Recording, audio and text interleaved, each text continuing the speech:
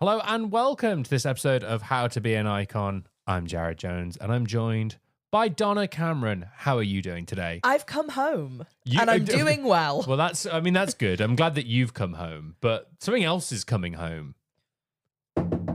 Who's at the door?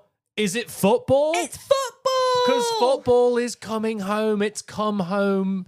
It's on its way home. It's en route. It started its journey today to come home, as today is the start of the FIFA World Cup 2026 from the US of A, Canada, and Mexico. So we thought we'd go into a little bit of the history of the tournament. But before we get into all that, please, if you haven't already, please give us a follow on your podcast platform of choice. If you're on Spotify, Apple Podcasts, or wherever it is you find audio medium content. You can also find us on Instagram, How to Be an Icon Pod. So, Donna, what are your thoughts on the World Cup?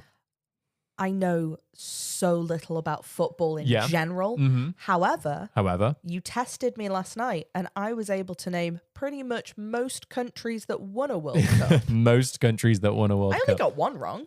Yeah, I mean, you only got one that... Yeah, I just didn't get Uruguay. Yeah. I mean, that's fair because they're kind of the odd one out of the bunch when you consider. But other than that, I'm here to learn. I'm here to listen. Yeah. No, I'm with you on that. I very loosely follow football, but I do get into a tournament. I love me a tournament. And this is the thing, I like a tournament too. It's fun, it's easy to follow. It sort of makes sense. Brackets. We know them. We love them. So, there's a lot going on there. What do you think the World Cup's favorite beverage is, Donna? Is it Budweiser? Well, if it's over 18 or whatever the drinking age is in your country, then yes, it's a crisp, refreshing Budweiser. And if not, it's an even crisper and fresher Coca-Cola. Oh, both of those are delicious. Both of those are delicious, and we're not paid to say that. And they're not paying a ludicrous amount of money for that to be said. No. But I do expect my check from the Koch brothers to be coming any day now. Watching. Any day now. So the thing about the World Cup is it feels like it's been around forever. But how did we get here? So let's take it way back. If you start explaining to me the history of how football was invented. No, I'm not going to go that far back. Okay, because I was real there were a bunch of lads with a ball. No. Donna, I'm not going to go that far back. I'm only going to go back to 1872, okay? Okay. Oh, this is how you feel when I do this with literature. All right. Yeah, so... The very first international football game took place in Glasgow, Scotland, between England and Scotland in 1872. The match had 4,000 spectators, and they were treated to a game that was described in the Aberdeen Journal of it was allowed to be the best game ever seen in Scotland. So, of course, it was a 0-0 draw. I love that of being like, it's the best thing we've ever seen. Oh, was it non-stop action? No one scored. No one won. Yeah. I know that Americans find it so bizarre that soccer has draws. They don't, because obviously their sports, they don't have it. Sometimes we just go, do you know what? They love an overtime over there, but we can't get enough of You gotta get the train back. We can't get enough of a 0-0 stodgy played in the midfield 0-0 draw. We love that. That's our favorite over here. Despite it being a 0-0 draw, there was quite an appetite for international football. People were like, hell yeah, we are all about it. So 12 years later, in 1884, we had the first ever international football tournament, which was the British Home Championship. Ooh. This was an annual tournament that was held between England, Scotland, Wales, and Ireland. The tournament ran from 1884 all the way through to 1984. So 100 years. The tournament was abolished due to lack of interest. More international games being played. I mean, the fixtures got clogged up. Yeah. And a general rise in football hooliganism, which was a big problem in the UK in the 80s. So massive problem. And we're not going to get into that. So, but let's. But just know, we got Larry. We did, in fact, get quite Larry. So while this was the first tournament, didn't really offer much to the rest of the world. You know, they weren't particularly interested in the home Nations Cup. Which is fair. So in 1900 and 1904, we had the Olympics, and football was added as a demonstration sport, but not a full medal-winning sport. Oh, that's very interesting. So in 1900, we had the first ever football competition in the Olympics, which was won by amateur team Upton Park FC, where they beat the French team. So the way that it worked was that it was a demonstration sport, but they have now retroactively gone back and said, you won. You won, and you actually won a medal for it, even though they didn't win a medal for it. So interesting. It is recognized as a Team GB win. That's really interesting. That's a real QI fact. Yeah, it's the same in 1904 where Goal Football Club won for Canada. So, like I say, they weren't really tournaments. They were kind of just amateur teams that sort of played at the Olympics. It wasn't as a footballing tournament. But the inclusion of the sport as an Olympic sport was organised by the FA, or the Football Association, which is the English governing football body that deal with all of that. They were super on board to, with the tournament, showing it rather than it being just like, oh, it's amateur teams. But they also didn't want it to be a full competition because they didn't want it to... English football, even back then, was considered very, very high level. And the place where we have the best. We're the best at football. Oh. So they wanted to show it off more as a show. Rather than a competition. Rather than a competition. Okay, I get. You want to show off rather than compete. Yeah. So for that period of time, the Olympics was considered your international football tournament. Which is wild now, because football in the Olympics now is such a nothing sport. But if you think about most other sports like this, basketball, ice hockey, they don't have international tournaments. They just have the Olympics. Yeah.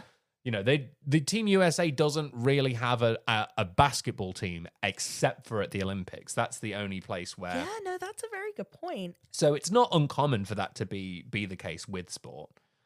But in 1904, FIFA, or Fédération Internationale de Football Association, was formed in France. They were formed due to the rise of international games being played across the world, and they wanted to standardize it across the territories. Okay. So each territory, Europe, Africa, America, South America, they all have their own federations, and they all report to FIFA. I understand. I get you. So you've got your level, and then you've got your next level above that. So FIFA are kind of the top dogs. And like I say, they're there to sort of standardize the whole game, process and the whole game of football. Okay. And it just sort of made it easier to kind of make that happen, and organizing things like international games a lot easier when you've got... Because we have standardized rules and practices and things like that. Exactly. There were several attempts to get a World Cup going. In 1906, FIFA tried in Switzerland for countries that were not involved in the Olympics, but it didn't really work. It didn't really take off. They really want an international football tournament, but we can't quite get it to happen. It's almost like these world wars keep happening. Well, yeah, we will get to that. Okay. Now, this is my favorite character in this whole situation. You keep hinting. You've been teasing me all week with someone. So we want international football, but we can't seem to make it happen. So in walks Sir Thomas Lipton with the Sir Thomas Lipton Trophy. Okay, not Lipton of Lipton tea fame. So Sir Thomas Lipton organised this tournament in Turin, Italy in 1909. It was a club tournament. And it was made by self-made Scottish tea merchant Sir Thomas Lipton, who was a keen... whose main sport thing that he was very keen on was yacht sailing. And he had competed for the America's Cup 5 times, which is the oldest international sports competition in any sport. He competed 5 times and failed every time, right? But his failure was so well known, and he was such a plucky underdog, like, but I can do it. I can do it. They awarded him the Best of All Losers Cup. Oh. Which was well publicized at the time and led to his tea, Lipton's tea, becoming extremely popular in the United States and becoming the world's leading tea brand. He was so bad at boat racing that now we all have to deal with Lipton tea bags. Yeah, Sir Thomas Lipton. That's the most incredible story you've ever told. So, yeah. Sir Thomas Lipton holds the Lipton's Cup in 1909, but the FA did not want to send a team to the tournament because, again, we're England. We're better than that. We're not dealing with whoever this man is. But Thomas really wanted an English team at the tournament, so invited West Auckland FC, an amateur side from County Durham, which was made up mostly of coal miners. Now, the reason why they were invited is unknown. However, the myth goes that they were supposed to invite Woolwich Arsenal, now just known as Arsenal. Mm-hmm. And Lipton gave this note to his secretary, and they contacted the wrong team because it just said, contact WA. So they just contacted this random team in County Durham. And they went, sure. But despite being a bunch of coal miners from County Durham, they actually won the competition. Oh my God, it's the beautiful game. This is what it's all about. This is what it's all about. They also then defended their title in 1911 and won it again. That's some working class hero stuff. That is some working class. I'm actually speechless. So, but unfortunately, we had some disaster that struck several years later in 1994. The original Sir Thomas Lipton trophy that was being held at the West Auckland Working Men's Club was stolen. No, was it by Sir Lipton? He's As like he sinks 200 years old and he's there sailing away like, I've got it, boys. I've got it back and I'm going to win my own boat race. Not the first time we're going to have a stolen trophy in this story either. Oh, God, no. Trophies, they're begging to be stolen. They are begging to be stolen. They did get a replica made and is being held at West Auckland FC currently. So that is... Wow, so they never found the original one. No, never found it. And if you have a tip for where that trophy is, leave it in our Apple Podcast review. comment. Yeah, we need to know. And your favorite vegetarian barbecue side dish. You're not dropping it. This bit's going to keep going until someone does it. It's going to keep going. If you want this bit to end, please send us what your favorite vegetarian side at a barbecue is, and we will stop doing this bit. And a 5-star. It has to be 5 stars. A 5-star review as well. 5-star review as well. Recommend to a friend. So, despite the Thomas Lipton Cup, did not unfortunately take off, which is a real shame. Honestly, can we bring it back? Can we please bring it back in his honor? Because I feel like he's an icon. Whatever the rest of this episode is, I actually don't care. The lesson is he's the icon. There's quite a lot about Thomas Lipton that we could get into, I think. Yeah, tea. So FIFA ended up taking over responsibilities for running the Olympic football events from 1914 onwards. This is quite common that like a sort of governing body will like get involved and help out with the running of sports. Because the Olympic Committee can only do so much, and you go, well, you actually do this all of the rest of the time. So yeah, that's... So the first FIFA ran Olympic tournament would take place in 1920, and in 1924, they were both won by Uruguay. The FIFA president at the time, Jules Rimet, he's French, was really pushing for an independent tournament. He was like, I'm fed up with this Olympic stuff. We can do this. We've proved that we can do it. We're on it. We're on it. So it was very French. Yeah, very, very French. It was decided in 1930 that FIFA would hold the first World Cup tournament, and it would take place in Uruguay. 13 countries took part in the tournament, and the final took place between Uruguay and Argentina, which Uruguay won 4-2 in front of a crowd of 93,000 fans in attendance. But again, England did not enter the first 3 World Cups because the FA were like, No. I don't want to. I don't want to. We don't want to join in. We're better than that. This is where the best play. This is the best footballing division, and we are not sending our international boys over to your silly little thing in South America. We're not going to do it. We're not going to do that. We're not going to do it. Ew. So, in 1934, Italy would host and win the tournament. It was supposed to be held in South America again in 1938. The idea was that it was going to be once in Europe, once in South America, because those are your two biggest markets. Okay. So it was Uruguay, then we went over to Italy. We were meant to go back over to South America, but we went in France.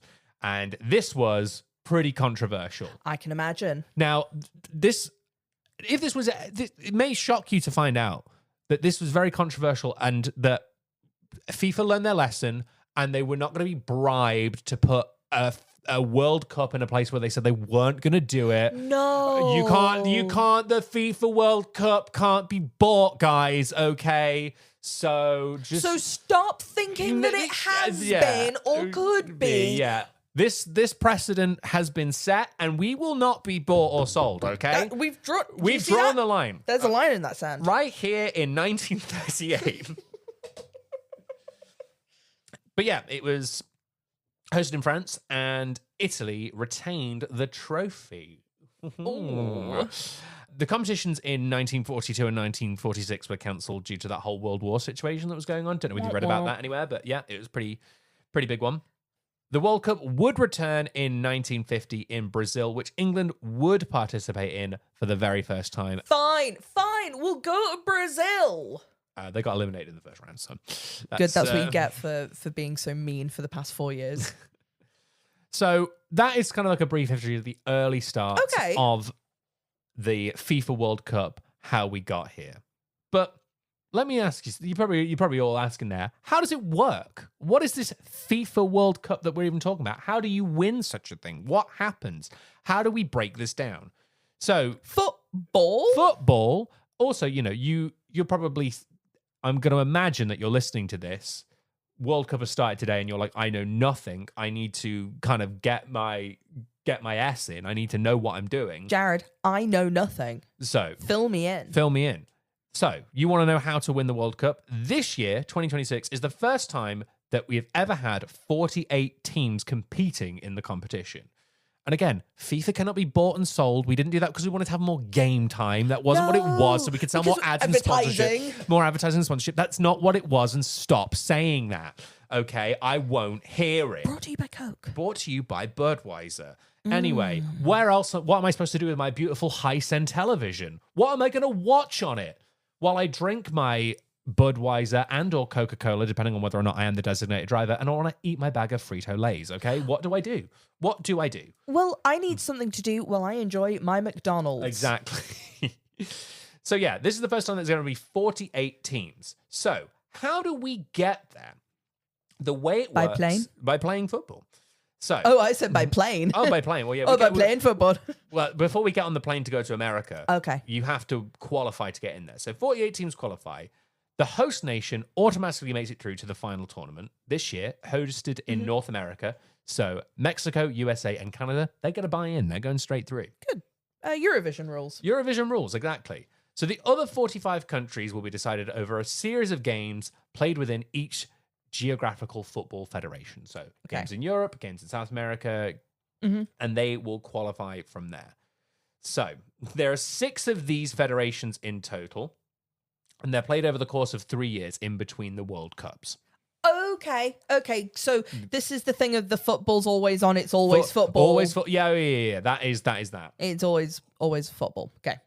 So the way that it works, North America would normally get 6 teams in, but because 3 of them automatically go through, they've only had 3 teams going through, as well as the other 3. The European Federation gets 16 teams. The African one gets 9 teams. 8 teams are from Asia, 6 from South America, and 1 from Oceania. And then there's 2 playoffs that decide the rest of the... Because I know what you're thinking. You're like, well, there's got to be more. So there's 2 playoffs, which feature 2 North American nations, 1 nation from each federation. So now we've got there, you're probably thinking, okay, so then we've got the 48 teams. Then we just, like, how do we decide who plays who? That's a great question. So we've got our 48 teams. we now have to rank these teams on their FIFA rankings, and then we split them into 4 pots. This is for the draw, for the main competition. So the host nation and the top 12 teams are put into one pot, and then the second set are in the second pot, and then the third set of 12 are in the third pot, and the fourth there. So it's basically to stop it being like you have a group where you'd have Brazil, Argentina, Germany, and Spain. So it basically kind of evens out so that the best teams always go through and the crappier teams go out first. That's Is this going to be on the test? This is going to be on the test. Okay. Please make... Can we go back to slide 1, please? Because I wasn't making notes, Mr. Jones. The group stage cannot have more than one team from each region, except for Europe, because they have more teams. Because we're better? Yeah, because Europe... we just got more countries, We've got more countries. We've got more of a footballing kind of playing. Yeah, we have more countries that play football, I should say. Yeah, that are really into it. So, yeah, you are allowed to have Europeans in your group. So we go through, and then what happens is you've got 4 teams in your group, and there are 12 groups. Those 12 groups, they play a round-robin style tournament. Okay. You get 3 points for a win, 1 for a draw, nothing for a loss, okay? So we play that competition. The top 2 teams from that go through. Now, that's how it used to be because there was only 32 teams and then you go through to 16, but we've got 48. So now it's the top 3, but not all of the 3, just some of the 3. Only 8 teams that have come third go through out of the 12. It's not complicated, guys. It's very simple. What happens if I roll a 20? It's based on the rankings, okay? That you thought that we'd forgotten about that, but no, the rankings come back in. The rankings are back in, okay. But once we've got those teams, once we have got through to the next round of 32... Okay, 32. 32, then we're just going for a straight knockout tournament. Okay. Knockout tournament where if you win, you go through. If you lose, you're out of there. Draws, no draws in this stage of the competition. We just keep playing till someone dies. We just keep playing. We have extra time. Not dies. Extra time, which goes on after the 90 minutes. You get a 30 extra minutes split into 2 halves of 15. If we don't get a winner after that, it's straight through to a penalty shootout. So, did you get all of that? No. Okay, well, if you get through all of that and win the tournament, not only do you win yourself a nice fancy trophy, you also win yourself $50 million in prize money, and you get a little star on your kit. You do, and also you get to ride on a bus in a capital city where everyone goes, yay! And everyone's kind of stressed. That felt like being in high school maths again. I'm going to ask you this later, okay? Round robin, tournament, points bracket, Argentina. Yeah, good. Knockout tournament. Did I say that already? You did, yeah. Then that's all the information of that I've retained. I'm going to hear that back and it is going to sound like beat poetry. Yeah. So, you win your $50 million and you get a very nice fancy trophy. But there's the actual trophy itself, there's quite a lot of rules around the trophy. It's like the Anna Wintour of trophies. You're not allowed to look at it, right? Yeah, kind of. There are several rules around the actual trophy itself. You're only allowed to hold the trophy if you are a senior FIFA member. Okay. You're a previous winner. Or you're a head of state. So... Oh. An interesting thing about that. So, Vladimir Putin, allowed to hold it. Donald Trump, allowed to hold it. Keir Starmer, not allowed to hold the trophy. He's allowed to look at it. He's allowed to look at it, but King Charles is allowed to hold it. Is allowed to hold the trophy. So can he though, with his hands, with his big fingers? But yeah, this caused a lot of controversy when internet loser and scam restaurant owner got in a lot of trouble for holding the World Cup in 2022. Salt Bae, if you remember him. The shoulder sprinkle guy. Do you want some forearm in your steak? Yeah. Do you like gold leaf? Do you like paying a lot of money for raw meat? You don't? What do you mean his restaurants are going under? That's crazy. But yeah, it caused a lot of controversy, and he was banned from attending the US Open Cup and was forced to make an apology. But he has vowed to never step on a World Cup pitch again. So I thought he was like, I vowed to never try to touch it again. No. He will never. Oh, no.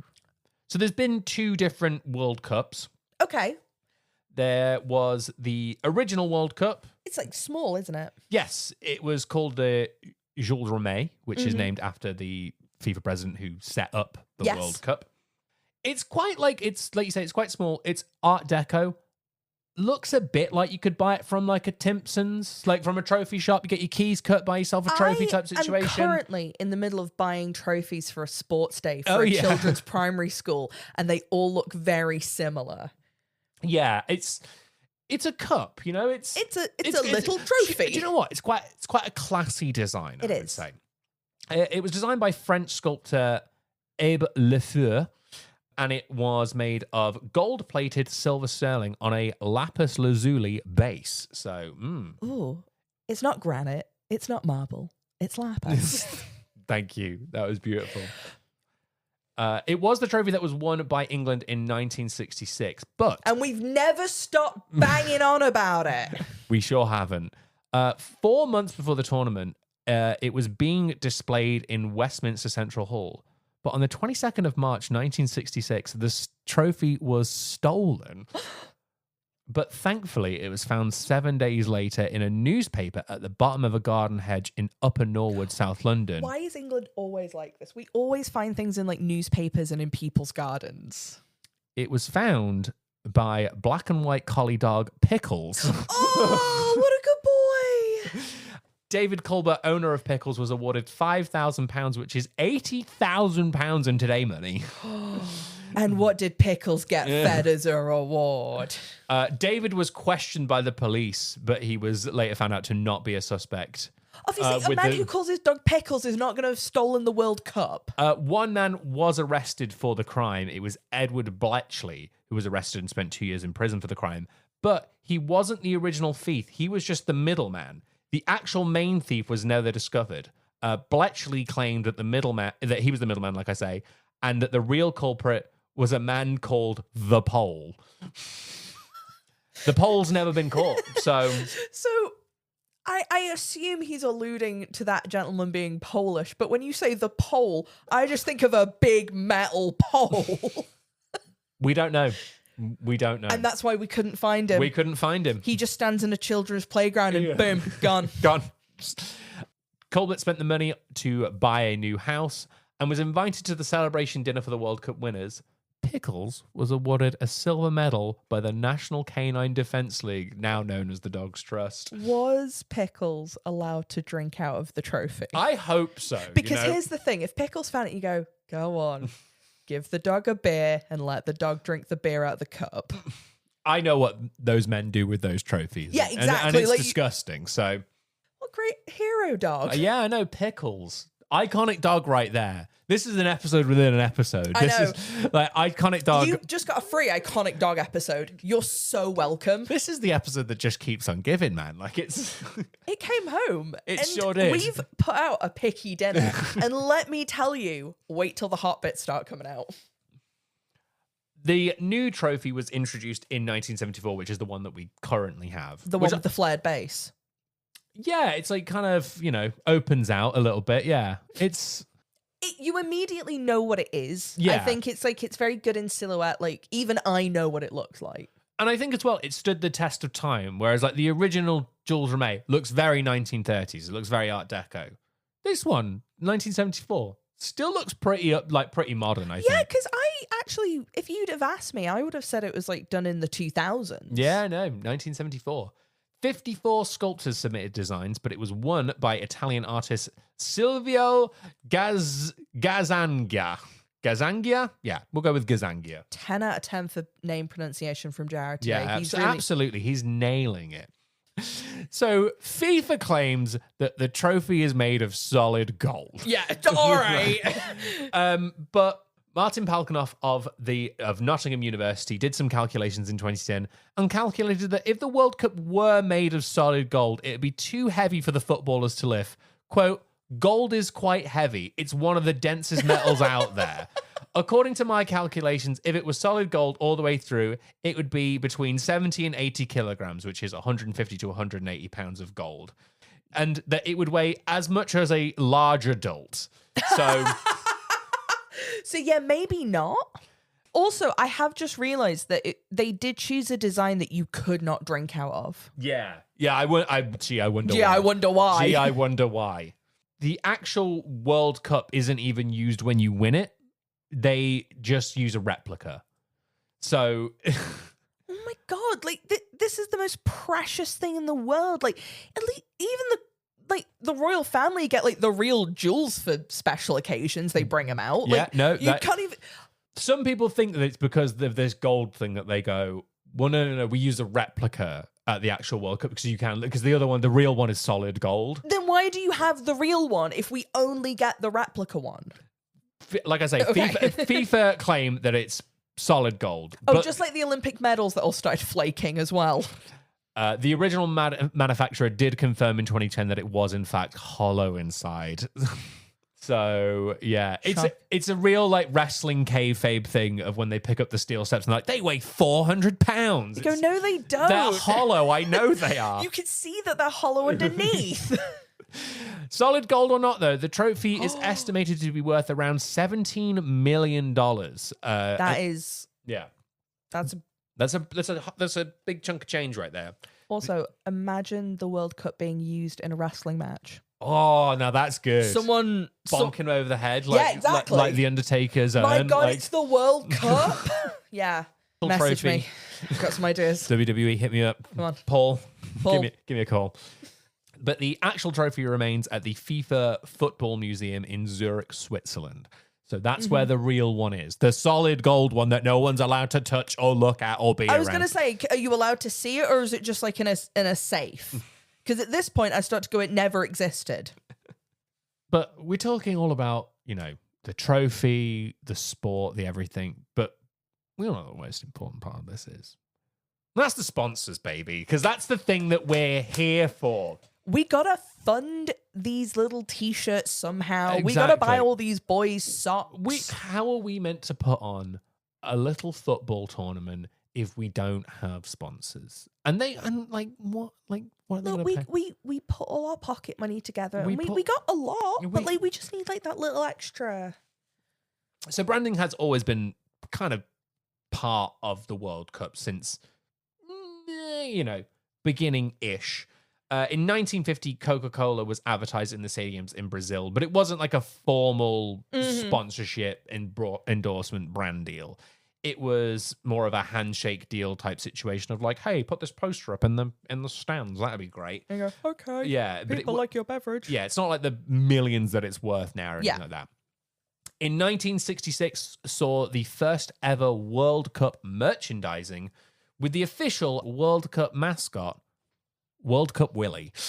Whoa! Designed by Reg Hoy. He was a lion. World Cup Willie. It's kind of a cute design, I think. 1970 saw an interesting situation. So while not an official tournament sponsorship, there was a interesting situation between Adidas and Puma. This comes from the book Sneaker Wars by Barbara Schmidt. To give you a bit of a background on this of Puma and Adidas, they did not like each other. They were two brothers from Germany. They fell out. One formed one company, one formed the other company. What is it with German brothers falling out and forming companies? Because the same thing happened with like Lidl and Aldi. Yeah. Like it just, and I'm sure that's not the only one. There's definitely like a third. Comment your third favorite German brother fallout business thing. So in the 1970 World Cup, they both came together and agreed that they would not try to sign Pele to a endorsement deal. Because they knew that if they did, it would be a bidding war. Yeah. And they would just both end up spunking a bunch of money up the wall. And it was like, let's be sensible. Yeah, they didn't want to do that. That's alarmingly sensible for business. Yeah. So it was they called it the Pele Pact. But the problem is that no one told Pele about this. So he spoke to a rep from Puma and he was annoyed because the rest of his teammates were getting endorsement deals and he wasn't. So so he's like, what would Pele do? What gives? So Puma, seeing an opportunity, absolutely lowballed him and was like, we'll give you $25,000 for the World Cup and we'll give you $100,000 over the next 4 years for this deal. Because if they'd have gone head to head, they would have been upping each other way, way more. Adidas only found out in the quarterfinals of the World Cup when the TV camera caught a close-up of Pele tying his shoes. Oh my God! So they're just sitting there being like, wait, what is that? Wait! Are you serious? Are you kidding me? Imagine... We've both talked about this many, many times, but it's the things of like, imagine being in certain rooms when certain things happen. Yeah. Oh, I'd love to have been sat there and just see just the absolute chaos. That feels like something from Succession. That really does. So, yeah. That's devious. That's gorgeous. That feels like something that is going to happen in our next episode. Yeah. So the 1978 Argentina World Cup is where we kind of see the official sponsors start coming in. We got a big Coca-Cola deal they're the ones who are pushing for the tournament to be sponsored. So this one had several sponsorships, like I mentioned before, Coca-Cola, Canon, Philips, Gillette, KLM, and Café de Brazil. Ooh. Where KLM are a pretty good airline. Yeah, you getting paid to say that, or? No, but like honestly, KLM could pay me. They could pay you. Well, that's quaint, 1978. But we have a full list of the official 2026 sponsors. So we have Adidas, the official match ball and sportswear partner. Hyundai Kia, official mobility partner. Visa, payment technology partner. Qatar Airways, the official airline. We have Amrico, the official energy partner. Coca-Cola, the official beverage partner. Lenovo, the official technology partner. And then we have our second tier. That's right. So we have the Bank of America, Budweiser, Stella Artois, Frito-Lay, which is Lays and Walker, Hysen, McDonald's, Unilever, Verizon, Valonvi, Public Investment Fund, Airbnb, DoorDash, Home Depot. I'm stressed. Salesforce, Rocket Cargo, American Airlines. It's not ending. Diego, Marriott, and those are all of the official sponsors for now. Some of those are fake words. Like I really started to be like dingly-doo. Hyundai. But it's definitely worth it, Donna, because how much money do you think all of that makes us? Billions. It only makes us a mere $2.8 billion during its 4-year cycle. Only. That is crazy. Can you believe it? Oh my gosh. Again, it's one of those I wish we had video for the show because I don't think we're fully expressing how stressed out I look right now. Like I've really started frowning. So we make so much money and we cannot be bought and sold, despite our several allegations of corruption and bribery. That's right. In 2015, the US Department of Justice announced 47 indictment counts. Only 47? Charges of racketeering, wire fraud, money laundering conspiracy. And it was against 14 people within FIFA. Only 14? There was also mass accusations of bribery bids for countries hosting the 2018 and 2022 World Cup games, where they were held in Russia and Qatar. Whoa, no, there was no bribery. Who would have thought? But that's us, FIFA. We're not evil. We just play football.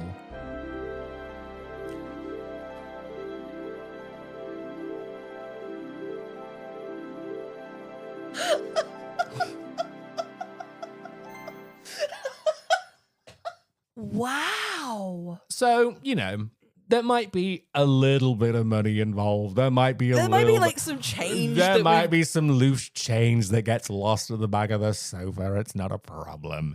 It's fine. Those numbers are truly mind-boggling. But two beer sponsors, by the way. Two beer sponsors, yeah. But why do we do all of this? It's all well and good to be like, yeah, you can get bogged down with the thing of like, oh, it's so corrupt and oh, it's pay to win and blah, blah, blah, blah. And then, sports gambling. You know, and, sports gambling. And football hooligans. And, blah, blah, blah, and social. But like, we call it the beautiful game for a reason. Like, it is unironically one of the most unifying events that we have on planet Earth. It truly is. According to the book, The Economics of Football, the cumulative viewership of all of the matches of the 2006 World Cup were estimated to be 26 to 29 billion. Billion! Whoa. And over 1/10 of the world's population tuned into the final.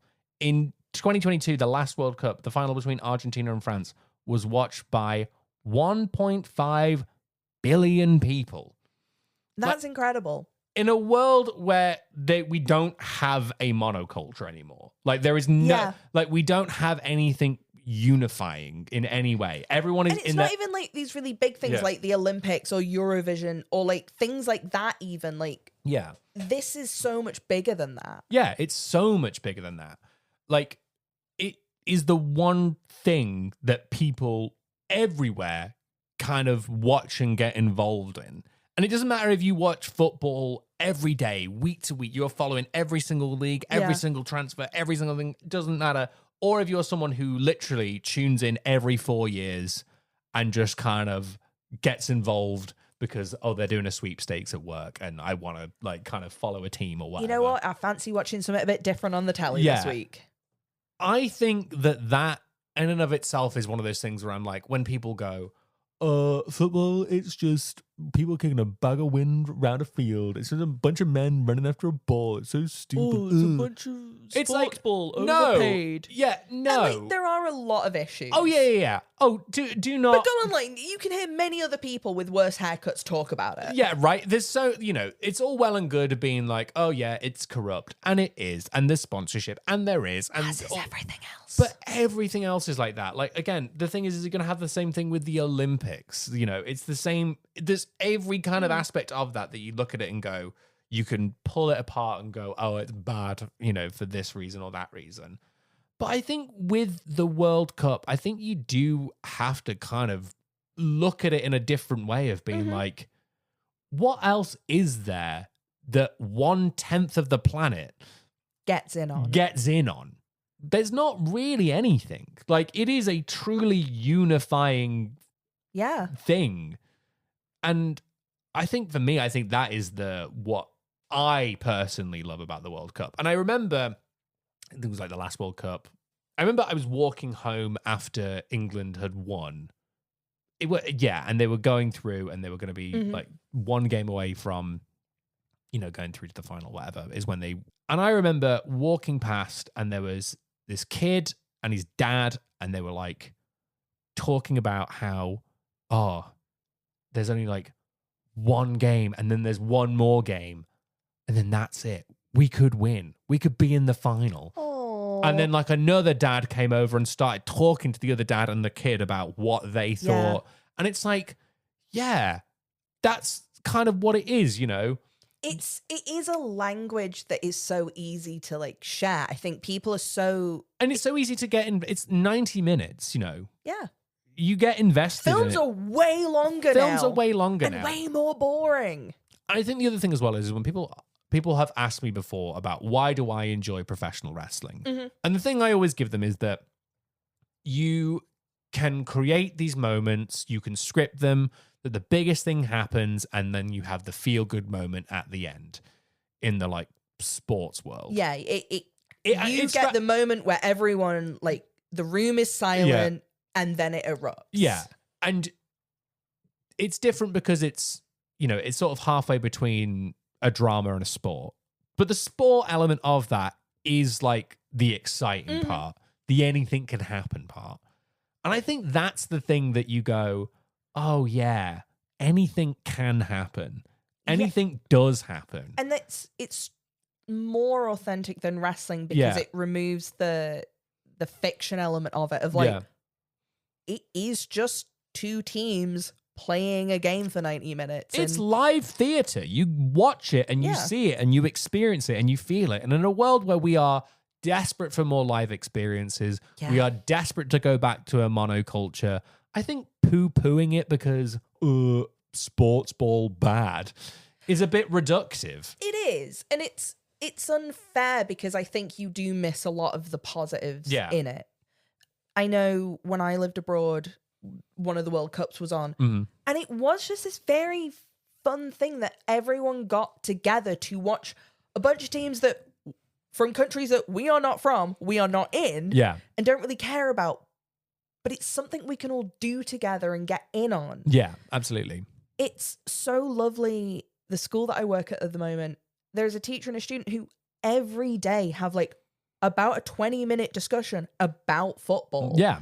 And it's just this thing that anyone can talk to anyone else about. Yeah. And it's not in the same way as like music or movies. You don't come with so much of an opinion or a stance. You have a team. Yeah. But you talk about it very differently. Yeah. That's exactly it. And like, you know, trying to think of other things, I guess the Olympics, but even then the Olympics is so splintered and segregated because, you know, there's so many different sports in the Olympics that you can kind of get lost in it and not care about any of them. And then it's like, I don't know, I don't even know what would even come close. Like even big event movies, for example, like the last Avengers movie, that's a very Western phenomenon. Like that is not, that does not have, and I'm not saying it doesn't have appeal outside of that, but it's like, you know, it's not going to mean as much to someone outside of that kind of bubble, you know. And those are the kind of I can't really think of anything else. Football's also more accessible. Like, you can play football. You can play football. You can kick a ball around. It's not, you know, that's, I think that is what the beauty of it is. The beautiful game, if you will. Yeah. And I think that for me, I think is what makes it the World Cup iconic, is that it brings people together. And I think that is the thing of it, of there's very few things that can bring us together in such a, you know, beautiful and to feel so connected to something. Yeah. I think it is kind of crazy. It's very nice when, especially at the moment, we are very like... splintered. Yeah. I think that is the word that you go... I think it's nice to willingly put yourself into these things and enjoy them. As someone who has never cared about football, I'm kind of into it. I think that's the other thing as well, of like, there are very few things that someone from a completely different part of the world you can talk about. Like, I used to love this as a language teacher. Yeah. People football. Tell me about it. I don't know anything. Yeah.